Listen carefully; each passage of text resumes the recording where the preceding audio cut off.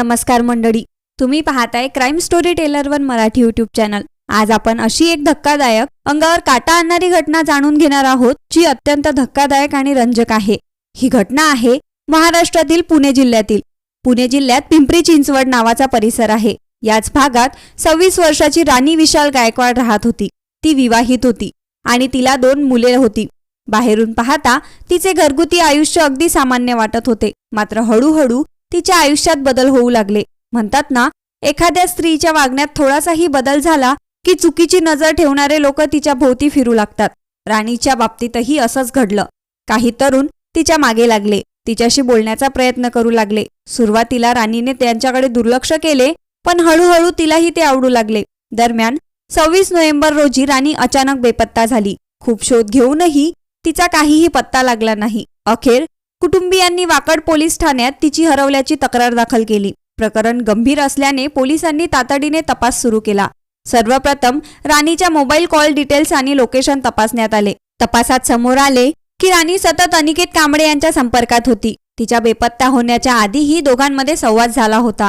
कुटुंबियांना या नात्याबद्दल आधीपासूनच थोडी माहिती होती, त्यामुळे त्यांनी पोलिसांना संशय व्यक्त करत राणी आणि अनिकेत कदाचित एकत्र पडून गेले असावेत असे सांगितले। याच संशयावरून पोलिसांनी अनिकेत कांबळेला चौकशीसाठी बोलावले। चौकशीत त्याने बराच काळ राणीशी संपर्क नसल्याचा दावा केला, मात्र वाकड पोलिसांनी संशय कायम ठेवला। त्यांनी त्याच्या हालचालींवर लक्ष ठेवले। दरम्यान 27 नोव्हेंबर 2025 रोजी ढोकी परिसरात रेल्वे ट्रॅकजवळ एक जळालेल्या अवस्थेतील महिलेचा मृतदेह सापडल्याची माहिती पोलिसांना मिळाली। पोलीस पाटील राहुल वाकुरे यांनी ही माहिती दिली। पोलिसांनी घटनास्थळी जाऊन पाहणी केली असता अंदाजे 18 ते 23 वयोगटातील महिलेचा मृतदेह आढळला।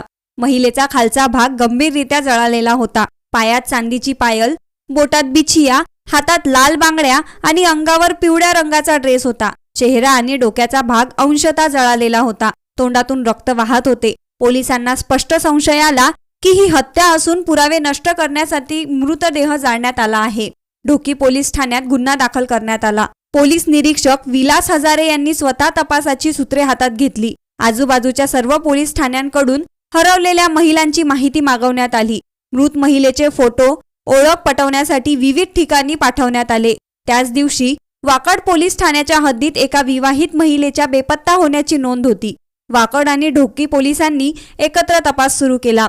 वाकड येथील मसोबानगर सम्राट चौकात राहणाऱ्या विशाल चांगदेव गायकवाड यांची पत्नी राणी गायकवाड सकाळी मुलांना शाळेत सोडण्यासाठी घरातून निघाली होती, पण परत आलीच नाही।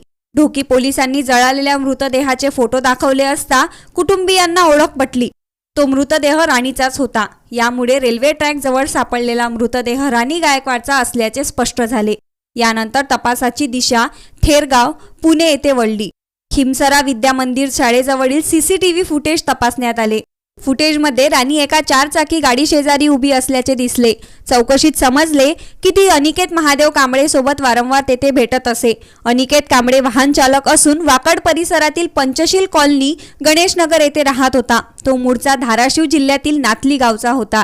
ही माहिती मिळताच ढोकी पोलिसांनी वाकड पोलिसांशी संपर्क साधला।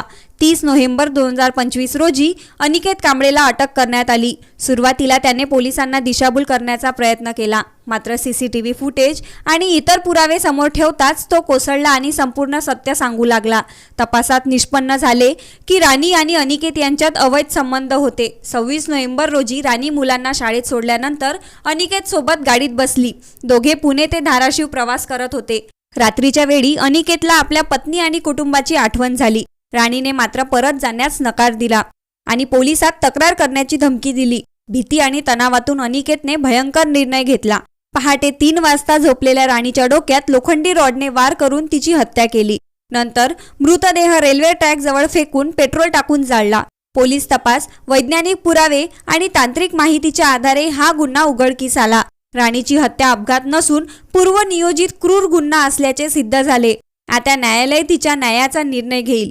गुन्हा कितीही चलाकीने केला असेल तरी सत्य कधी ना कधी समोर येतेच। जर ही स्टोरी तुम्हाला हादरवून गेली असेल, डोळे उघडवणारी वाटली असेल, तर क्राईम स्टोरी टेलर वन या चॅनलला नक्की सबस्क्राईब करा, व्हिडिओ लाईक आणि शेअर करा आणि सर्वात महत्त्वाचं, सतर्क रहा, सुरक्षित रहा। धन्यवाद।